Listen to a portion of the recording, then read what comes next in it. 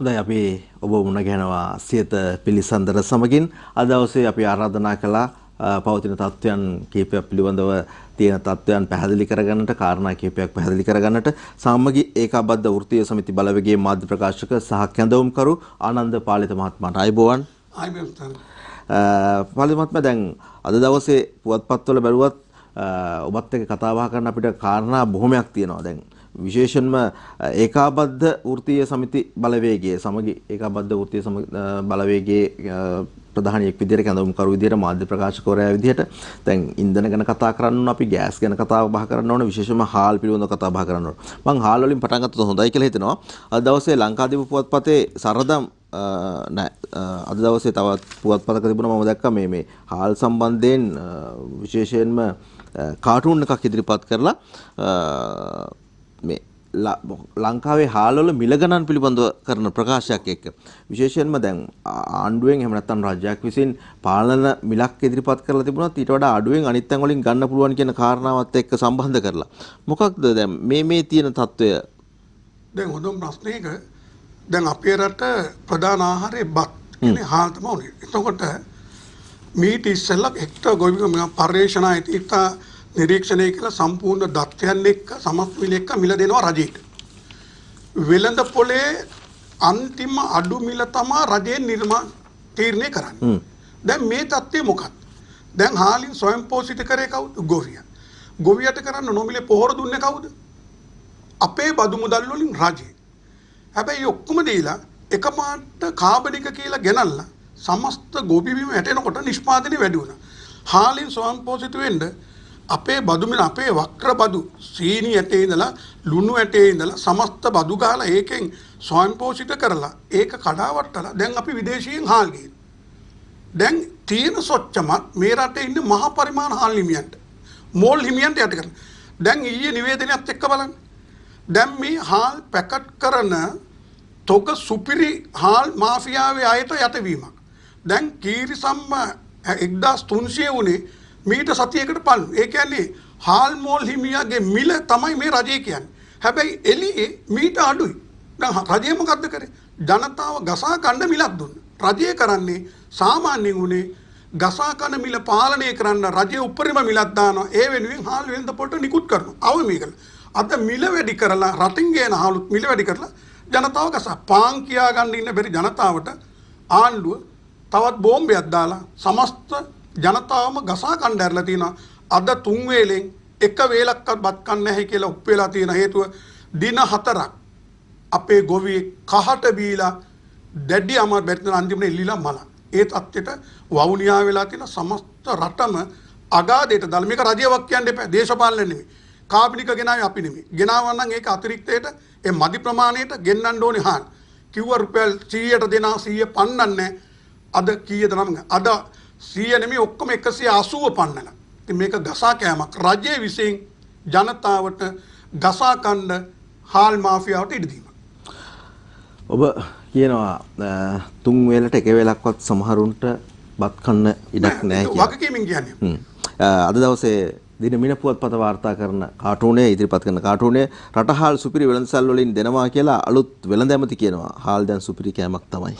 හරියට ඒක තමයි හාල් සුපිරි. දැන් ඉන්ධන ප්‍රශ්නය. දැන් මේ පිළිබඳව කතා බහ කරනකොට ඉන්ධන පෝලිං වල ඉඳලා සමහරු මරණයට බවපත් වුණා.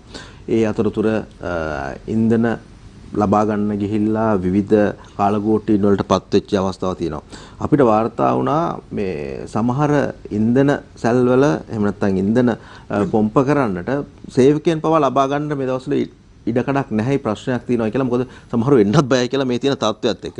මොකක්ද මේ ඉන්ධනවල තියෙන ගැටලුව? දැන් පහුගියදා බෞසර් හිමියනුත් උද්ඝෝෂණයකට එකතු වුණා. ඔවුන්ගේ වඩ වර්ජනයකට ආවා. ඔවුන් සේවය ලබා දෙන්නේ නැහැ කියලා කිව්වා. මේ තත්ත්වයත් එක්ක මොකක්ද වර්තමාන තත්ත්වය? මොකක්ද හෙට දවසේ තත්ත්වය?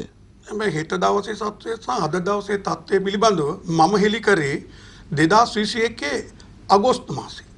මේක හෙලි කරයි කියලා ඇත්ත තත්ත්වය පොලි යුගයක් එනවා තෙල් හිඟයක් එනවා කිව්වා කියලා මාව CID එකෙන් කුදලන් ගියා 30 ගණක් ඇවිල්ලා ගෙදරින්. හැබැයි අධිකරණයේ ස්වාධීනත්වයක් තිබුණින්න ඉතා නිවැරදි එක විග්‍රහ කළා මට අප ලබා දුන්නා. අද මොකද වෙලා? අද ඇති කරලා තියෙන්නේ. ඔබතුමා කිව්වා වගේ මරණයට නෙමෙයි ඝාතනයට ලක් කළා රජය.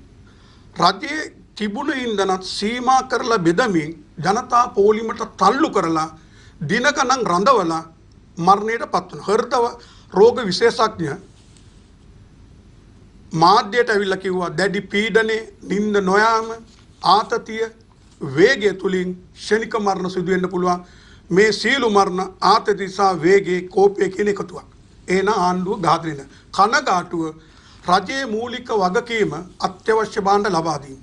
खनिज तेल පනතින් පැහැදිලිව තියෙනවා 1961 අංක 28 දන්වන ප්‍රමිතිය යුත් ඉන්ධන අකණ්ඩව විනිවිද භාවයෙන් යුතුව පාරිභෝගිකයට ලබා දීම වගකීම හා කාර්යය.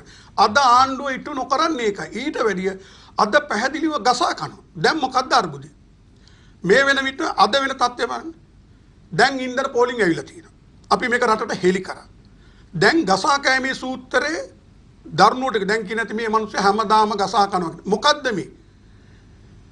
ඩොලර් මිලියන 500ක් ණය ගන්න රටේ ආරක්ෂිතම ආර්ථික ප්‍රබල මර්මස්ථානය වන චීනවරාය තෙල් ටැංකි ටික ජනවාරි 6 වෙනිදා හිටපු අමාත්‍ය ගම්මන්පිල මහතා ප්‍රමුඛ වෙලා ඉන්දියාවට ලබා දුන්න $1 ගන්න නැතුව. මොකද්ද කිය ඩොලර් මිලියන 500ක ණයට. ඒක දුන්නේ මාර්තු 24 ඉඳිලා. මාර්තු 24 ඉඳලා ඩොලර් මිලියන 500ට ඉන්ධන එන්න තියෙනකොට ගෙන්නුව හදිසි මිලදී ගැනීම. ඒක නිසා ඉන්දියාවෙන් ගෙන්න නැවට ප්‍රමාද ගාස්තු ගෙවන්න වුණා. හදිසි මිලදී ගැනීම වලටත් ප්‍රමාද ගාස්තු වුණා. ඒ වෙනුවෙන් වැඩිපුර එක නැවකට ඩොලර් ලක්ෂ 12කට වැඩි ගෙවලා තියෙනවා.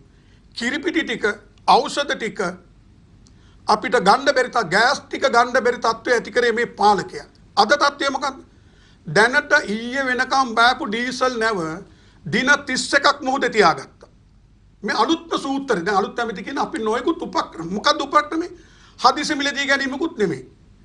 ටෙන්ඩර් කැඳවුමකුත් නෙමෙයි.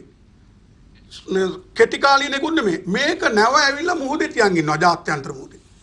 අපිට ඉන්ධන සපයන එක් සමාගමකට කියලා මුහුද අපේ ස්පෙක් එකට අපේ ප්‍රමිතියට ගෙන ආපු නැව මුහුදේ තියාගෙන අර ජාවාරමට සල්ලි එකතු කරලා ගත්තා. ඒ කියන්නේ ගිය පාර ගත්තු දැන් ඊයේ බාලි විරච්ච මෙට්‍රික් ටන් 37000ට සුපර් ඩීසල් 7000යි ඩීසල් 30000යි ඩොලර් ලක්ෂ 12 ඉක්මවලා තියෙනවා. ගෙවපු වැඩිපුර මුදල මේකෙන් කිරිපිටි ටික ඖෂධ ටික ගෑස් නැවකට යන්නේ ඩොලර් මිලියන මෙව්වට ගන්න තියෙන. දැන් නැවක් මේ වෙන විට මාරුති 28 ආපු 92 95 පෙට්‍රල් නැව අදට දින 36යි ජාත්‍යන්තර මුහුදේ තියෙන. අපි මාධ්‍යයෙන් හෙලි කරපු නිසා ඇමතිවරයා පිළිගත්තා පෙරේද මාධ්‍යයකට ඇවිල්ලා ඕ ඩොලර් මිලියන 500ක් තව තියෙනවා නා ඒක නැව් දෙකක් එන්න තියෙනවා. අපි හෙලි කරා ඒක ගේන්න නැතුව මේ කසා කෑම ගේනවා. අන්න දැන් ඊයේ ක්‍රෙඩිට් ලයින් එකේ ඉන්දිය නැව ඇවිල්ලා. දැන් ඔන්න අද ඒක බාණ්ඩ කියන. මෙච්චර දවස් මොනවද කරේ? මේ ගෑස් අර්බුදය ඇති කරේ කවුද? ඖෂධ ටික නැති කරේ කවුද? කිරිපිටි ටික නැති කරේ කවුද? ආණ්ඩුවේ හිතුවක්කාරට වඩා ගසා කෑමේ සූත්‍රයේ විදේශ ඩොලර් වලින් ගසා කරන ඩොලර් අර්බුදය ඇති කරලා. මේ ඩොලර් අර්බුදය නම් සමනය කරන්න ඕනේ ලංකාවට ඉතා අනගිය ස්ථානයක් තියෙන එක තමයි පිරිපහදු. මේ ආණ්ඩුව සැලසුම්ගතව හිටපු ඇමතිවරුත් නිලධාරිත් එක්ක එකතුලා පිරිපහදුව වැහුවා 3 වතාවක්. මාර්තු 19 වහපු පිරිපහදුව තාම ඇරියේ නැහැ.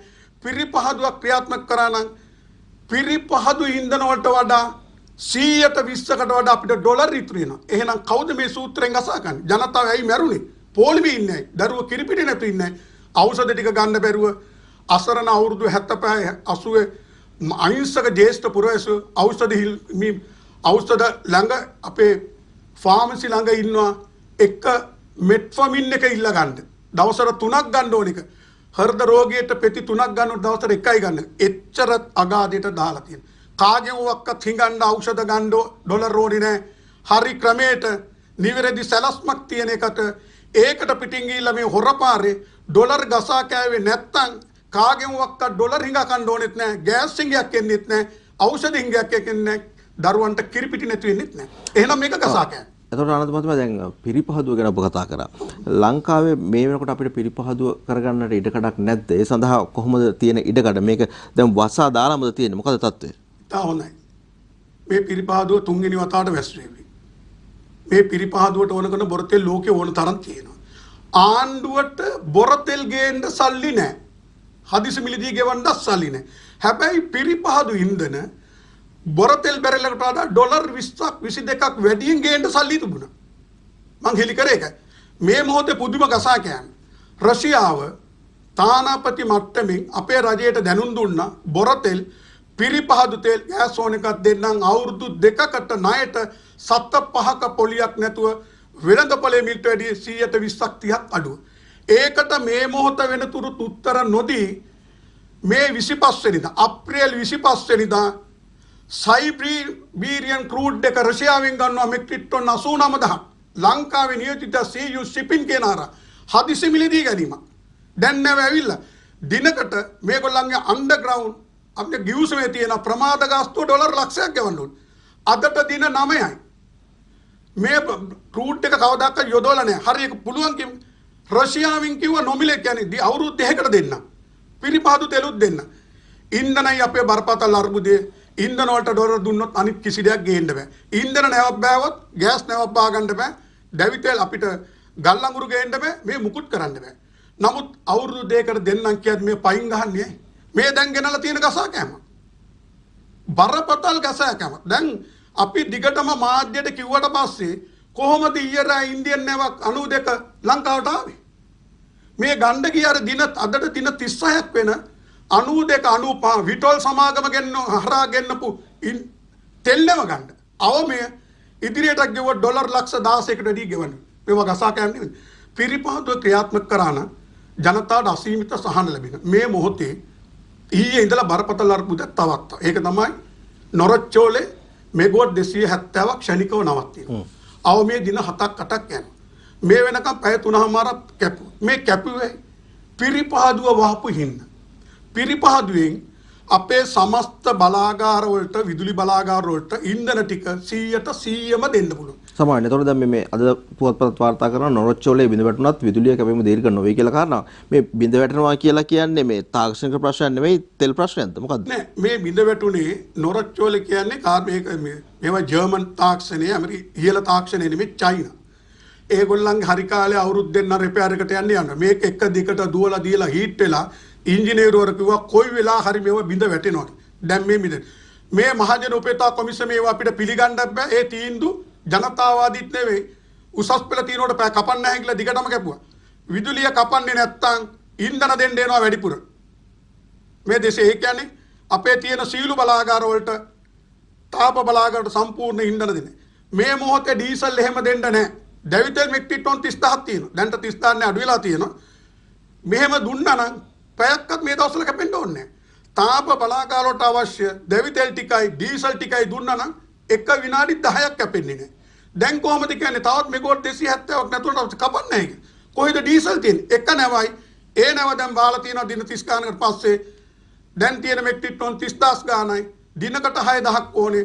විදුලි බල මණ්ඩලයට තවත් වැඩිපුර දෙනවා නම් එහෙනම් අර්බුදේ එනවා. තව එක නැවයි තියෙන ඉන්දියාවෙන් එන්න දැන් අපි හෙලි කරන හින්දා ඒ නැව ඕන්නම් ගෙනේ తాවකාලික පිළියම බරපතල අර්බුද. මේ මොන කතන්දර කිව්වත් විදුලිය කැපීම දීර්ඝ නොවෙන්න නම් තවත් දැවිතෙල් නවස්සා ඩීසල් අපි නිකුත් කරන්න ඕන අවමේ දිනකට මෙට්‍රික් ටොන් 2500ක් දැවිතෙල් මෙට්‍රික් ටොන් 2300ක් දිනකට නොදුන්නොත් මේ විදුලි කැපීම වැඩිවීම නවත්තන්න බෑ. මොකද ජලය උපරිම පාවිච්චි කරන්න ගොත් බරපතල අර්බුදයකට අපි එනවා. දැනුත් තියෙන සීමිත ගාන බැස්සුවොත් අර්බුදයක්. මහජන උපේතා කොමිසමේ සභාපති කපන්න දෙන්නේ නැහැ කියලා ජලය උපරිම පාවිච්චි කළා තමයි මේ අර්බුදය ආවේ. ඔහු දැනගන්න ඕනේ ඒක ඉන්ධන ගන්න ක්‍රමයේ රටිගන. ඇමතිවරු විදුලි බලයි තෙලුයි එකතු වෙලා හොඳම ගසා කෑම්බන් ඩොලර් වලටත් අමතරව මෙට්‍රික් ටොන් 6000ක් විදුලි බල මණ්ඩලයට දුන්නේ නැහැ තෙල් සංස්ථාව.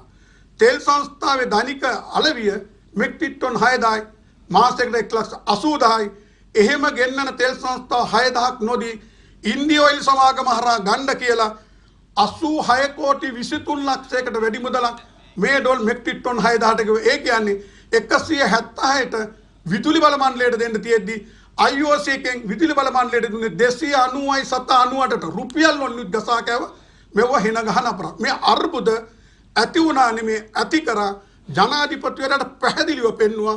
ඇත්ති මේ මාධ්‍ය වලට අපි කියන්නේ මාධ්‍ය වලින් හෙලි කරන්නේ මෙව්වා රජයට ගිහිල්ලා නොදන්න හොර ගුහාවල් ටික විවෘත කරලා වහන්න. ඒකත් එලිපිට දෙනවා නම් ජනතාවට අබසරණයි. ඒකයි මේ ගෝල් ෆේස් එකේ සමස්ත රටම කියන්නේ දැන් යන්න කියලා. අදට දින 25ක් ඔව්.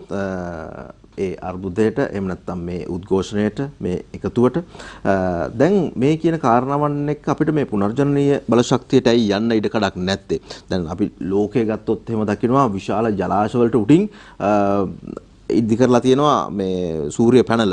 ලංකාව මෙච්චර අවුව වැටෙන රටක්, මෙච්චර උෂ්ණත්වයක් තියෙනවා, ඉරව්ව ලැබෙන රටක්. ඇයි අපි මේ වගේ දේවල් වලට යන්නේ නැත්තේ? අපිට තව ක්‍රමවේදයන් තියෙනවා නේද? සුළං බලය පාවිච්චි කරන්න පුළුවන්කම තියෙනවා. ඇයි මේවට යන්නේ නැත්තේ? නෑ යන්නේ නැත්තේ නෙමෙයි. රජයයි තීරණ ගන්න ඕන. රජය කියනවා නම් විදුලි බල මණ්ඩලයේ ඉංජිනේරුවෝයි මේකේ ප්‍රබල කියලා එහෙනම් ජනතාව ආණ්ඩුවපත් කරන්න ඕනේ නෑ.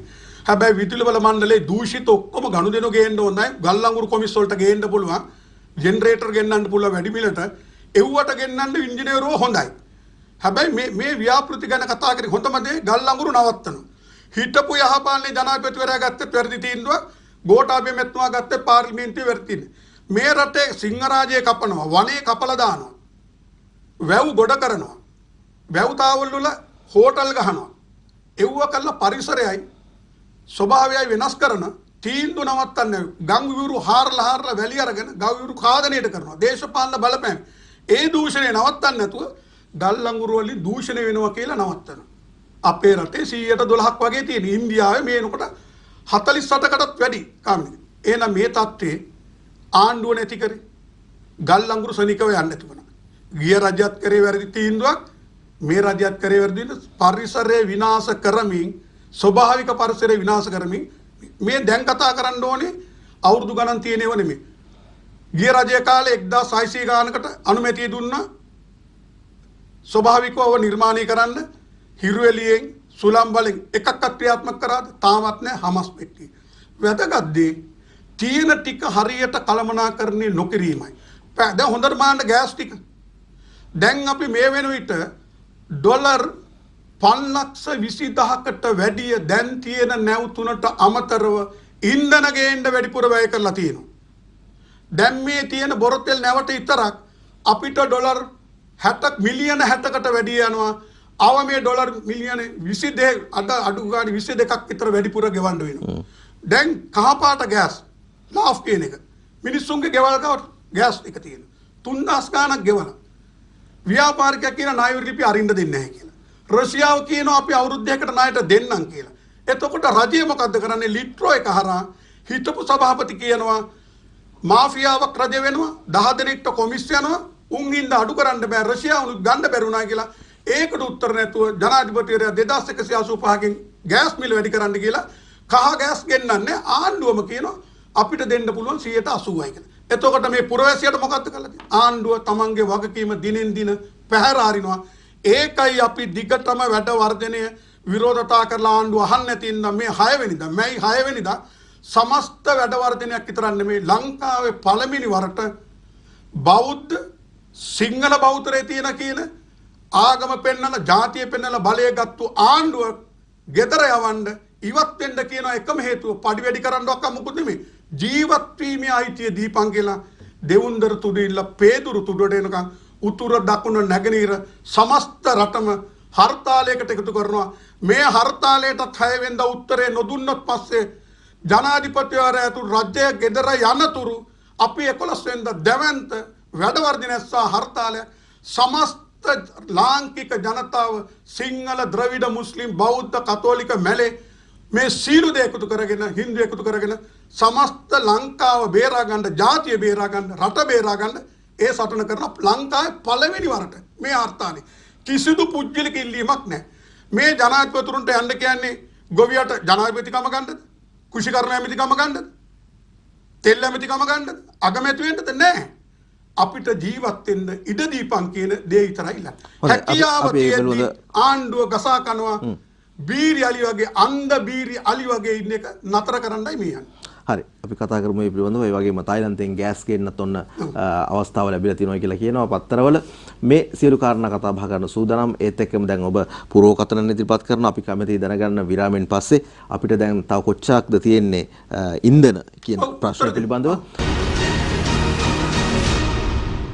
අපේ සමගි ඒකාබද්ධ වෘත්තීය සමිති බලවේගයේ මාධ්‍ය ප්‍රකාශක කැඳවුම්කරු ආනන්ද පාලිත මහත්මයා සමගින් කතා බහ කරමින් ඉන්නේ. දැන් අපි ඉන්ධන පිළිබඳව ටිකක් කතා බහ කරා. දැන් ඉන්ධන ගැන කතා බහ කරනකොට ඉන්දියාවෙන් එන තෙල් වල විශේෂයෙන්ම අපි දන්න කාරණයක් තමයි ඉන්දියාවේ පාවිච්චි වෙන්නේ 91 ඔක්ටේන් 91. දැන් අපේ රටේ 95 දැන් හොයාගන්නත් බැරි තත්ත්වයකට පත් වෙලා තියෙනවා. 92 පිළිබඳව දැන් අපිට ප්‍රශ්නයක් තියෙනවා. ඒ සියල්ලටම උත්තර දෙන්න කලින් අපිට පොඩ්ඩක් කියලා ඉන්නකෝ. දැන් අපේ රටේ තියෙන මේ තත්ත්වයත් එක්ක අපිට කොච්චර කාලයකට ඉන්ධන තියෙයිද? ඔබතුමා විවිධ පුරෝකථන කරානේ කාලයක ඉඳන්ම. ඔව්. ඒ කරුණුත් එක්ක දැන් හොඳම දේ අප්‍රේල් 19 වෙනිදාන් පස්සේ මෙට්‍රික් ටන් 38000න් පස්සේ පෙට්‍රල් නැවක් ආවේ නැහැ. ඉන්දියා ක්‍රෙඩිට් ලයින් එක අනුව කිසිම ගැටලුවකින් නැතුව දින 4කින් ගෙන්නන්න තිබුණා. අපි දිගින් දිගට මෙහෙලි කරා. දින 36ක් තිස්සේ 92 95 විට්‍රල් සමාගයෙන් ගෙනලා මුහුදේ තියන් ඉන්නවා. ස්පොට් එකෙන් ශනික මිලදී ගැනීමකුත් නෙමෙයි සැලසුම් ගත්වා ගේනවා. හොඳම තේරුම් ගන්න අපේ ප්‍රමිතියට ගේන්න අපිට ඕන තොග ගේන්න නැව වලට දිව්‍යයක් ඥානි තියෙනවා. මේ අපිට සපේන අයමයි. නැවේ තියන් ඉඳලා ඩොලර් ලක්ෂ 14 15 ගෙවලා ජනතාවට කිරිපිටි ගෑස් ගන්න තියෙන ටික ඖෂධ ගන්න තියෙන ටික පුදලා කොමිස් දාවාරම කටයුතු වෙනවා. අපි කොමිස් දාවාරම කියන්නේ රෂ්‍යාව පැහැදිලිව කියනවා නම් තානාපති මට්ටමේ බොරතෙල් දෙන්න ලෑස්ති, පිරිපහදු දෙන්න ලෑස්ති, අපි ළඟ ගෑස් තියෙනවා දෙන්න ලෑස්ති කියලා. හිටපු සභාපති ගෑස් එකේ කියනවා අඩුවට ගන්න තිබුණා ජාවාරම්කාරු 10 දෙනෙක් ඉන්න ජනතාවට මේ අරුබුදය ආවා. එහෙනම් මේ මොහොතේ දැන් ඉතා අල්ප මිහින්දා තමයි පෙට්‍රල් පෝලිං අන්තිම දිග ඇවිල්ලා තියෙන්නේ. අර ඇමෙත්තුමා කියන්නේ කළමනාකරණය තමයි පිරුම්හල් 100ක් තියෙනවා නම් 30කට ඉන්ධන යනවා. කොළඹ ඉන්ධන බෙදා ගන්න බැරි නම් කොළඹ පෝලිං නම් LIOC එකෙත් පෝලිං නම් එහෙනම් සැලැස්ම පැහැදිලිනේ. හැබැයි රට උගස් තියලා 7-5ක්වත් ගන්න නැතුව ඉන්දියාවට පුදලා ඒ නැව තෙල් ටිකක් ගේන්නේ නැතුව අර්බුදේ වැඩි කරේ. ඒ කියන්නේ ගසා කෑම උඩට දුවන්නේ. දැන් ඇවිල්ලා තියෙනවා අපි කෑ ගහලා රට මේ මාධ්‍ය වගකීමක් කරනවා. මාධ්‍ය මේවා එළියට දුන්නේ හින්දා තමයි හොරකම ටික පස්සට අරගෙන අර ක්‍රෙඩිට් ලයින් එක ආවේ. දින 4න් ගේන්න තිබුණා. 19 වෙනිදාන් පස්සේ 24 වෙනකොට නැවක් ගේන්න තිබුණානේ. දැන් මොකද වෙලා තියෙන්නේ? එහෙනම් මේ වෙන විට දැන් ආපු නැවත් බානකොට 37000 අපිට කියන්නේ ඔය දින 40 කියන්නේ 4 වාරක් 10නේ. අපි කියමුකෝ දින 10කට දැනට 8කට තමයි තෙල් ටික එන්නේ. ඩීසල් දැන්ට 41000 කට දැන් බෙදපුවාම තියෙන්න ඕනේ වැඩි වුණොත් 35000යි. හැබැයි විදුලි බල මණ්ඩලයටත් දෙනවනම් දිය යුතුයි. දිනකට 2000 ගාන දෙන්න ගියොත් උපරිම අපිට හිටියේ. මොකද තාම නැහැ ඩීසල්. හැබැයි ඩීසල් නැව මීට ඉස්සලා ගෙන්නන්න තිබුණා මේ ලක්ෂ 14 15 ඩොලර් ලක්ෂ 14 වෙලා අර ගසා කෑමේ සමාගම් වලින් කොමිස් වලට නැව ගන්නේ නැතුව අපේ රට උගස් තියලා ගත්තු අර ඉන්ධන ට්‍රේඩ් එකකින්. ඒකේ තවක් එන්න තියෙනවා. පෙරේද ඇමති පිළිගත්තා. ඒ නැවව නම් අරුබුදින. එහෙනම් තව එක නැවක් එන්න තියෙනවා. වෙන නැව් කිසිදු ගිවිසුමක් නැහැ. හදිසි මිලදී ගැනීමට එන්නෙත් නැහැ. කෙටි කාලීනත් නැහැ. දැන් තියෙන අර සූත්‍ර ක්‍රමය කියන්නේ නැව මුහුදට එනවා ජාත්‍යන්තරේ. තමන්ගේ කොමිස් ඒජන්ට් ඒක තියාගන්නවා දින 70 40 තියාගෙන කිරිපිටි ගෑස් ඖෂධ ගේන්න තියෙන ඩොලර් ටික පුදලා කාගේ සාකු පුරව ගන්න භයංකාර තත්ත්වයක්. මැයි මාසේ 15 16 පයින්නකොට රටේ ඉන්ධන පිළිබඳ කියන්නේ නොක ඩොලර් මිලියන 500ක් ඉන්දියාවෙන් තව ගන්න යනවා. ඒ කියන්නේ නැව් 4යි. එහෙනම් ඒ ටික කියන්නේ මේක එදා වේල ටුවස් වලටත් අන්තයි. රජයේ වගකීම ඉටු කරන්නේ නැහැ. ඩොලර් නැති වෙලාවේ මිනිස්සු එල්ලිලා මැරෙන වෙලාවේ වහබීලා මැරෙන වෙලාවේ ලිඳේ පයින්නවා කෝච්චියට පයින්නවා දරුවොනුත් අරගෙන දරුවට කිරි ටික නෙමෙයි අඩු ගානේ පොඩි පාන් කෑල්ලක් රොටියක් පුච්චලා දෙන්න බැරි යුගයට තල්ලු කරලා මේ තියෙන වෙලාව මේක නවත්තන්න මේ දූෂිත ගනුදෙනු ජනතාව තවත් මරන්න එපා. ඒක හින්දායි මේ විශ්වාස භංගෙන්නේ ජනතාවට ආණ්ඩුවේ විශ්වාසයක් නැහැ. විපක්ෂය මෙවුවා ගෙනල්ලා කල යුතුයි. හැබැයි මේක ඉක්මන් වෙලා ත්‍රිනිකායක මහා සංඝරත්නය ඉල්ලන්නේ මොකද්ද? මේ ආණ්ඩුව ආවේ මහා සංඝරත්නයට වැඳලා රුවන්වැලි සෑයට ගිහිල්ලා සීමා බෝධියේ අපේ ඓතිහාසිකයට වැඳලා බදාගෙන මේ රටට ගත්තා. අද ඉතිහාසයේ ලෝක ඉතිහාසයේ මෙවැනි ඛේදවාදයටපත් වෙච්ච වත් කරපු පාලකයෝ රටක් නැහැ. ඒකෙන් නිදහස් කරගන්න යුතුයි. ඒක විපක්ෂයේ කාර්යභාරයක්. ඔබලා ජනතාවගේ බදු මුදලින් ඔබලත් ජීවත් වෙන්නේ විපක්ෂයක්.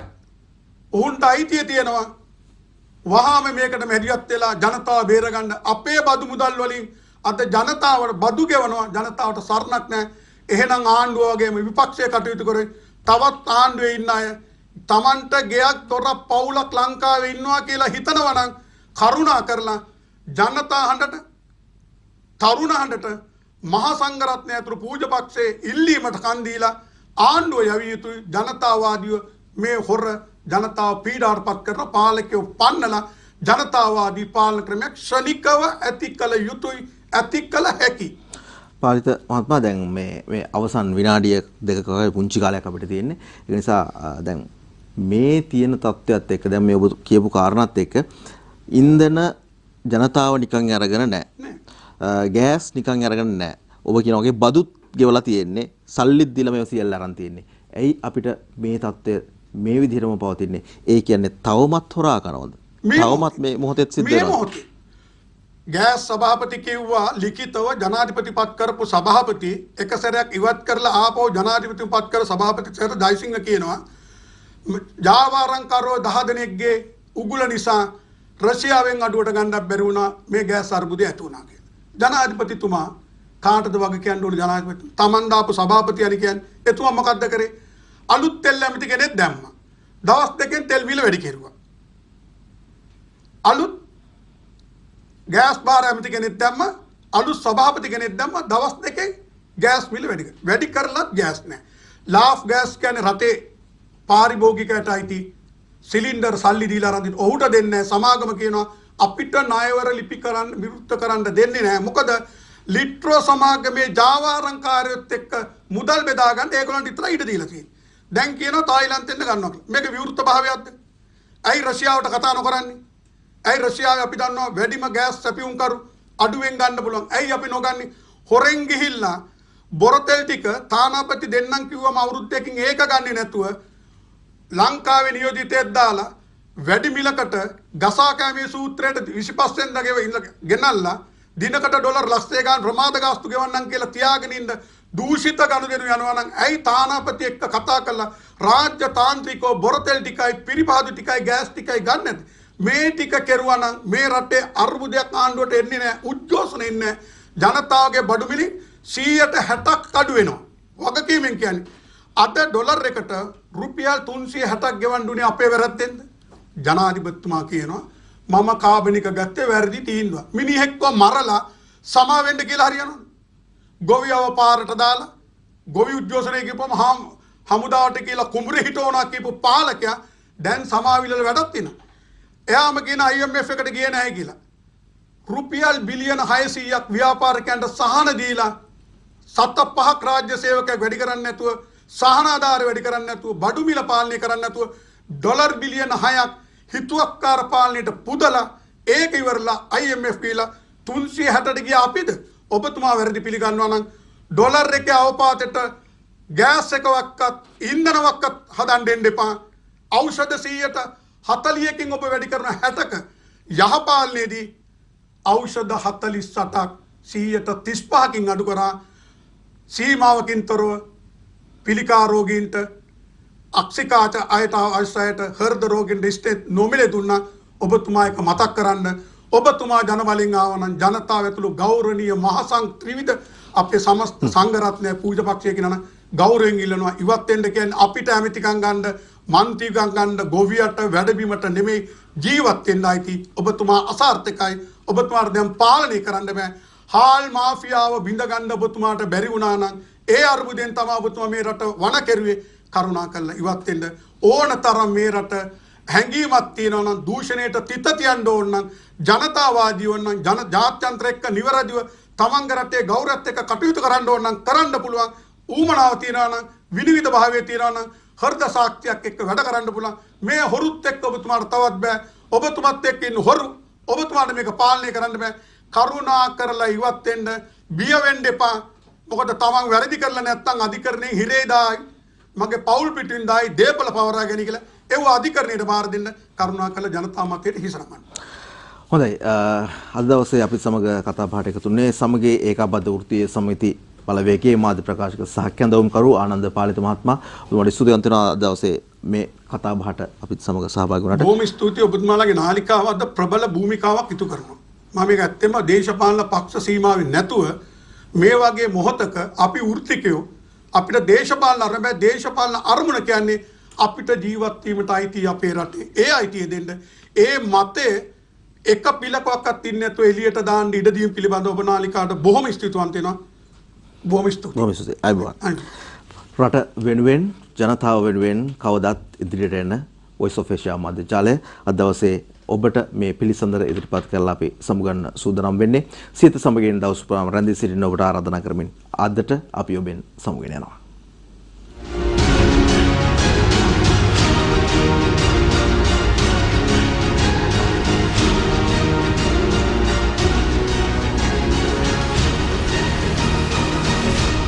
දිනපතා අලුත් වීඩියෝ සහ ප්‍රවෘත්ති නැරඹීමට ඉහත බටන් එක ක්ලික් කර සියත TV සබ්ස්ක්‍රයිබ් කරන්න.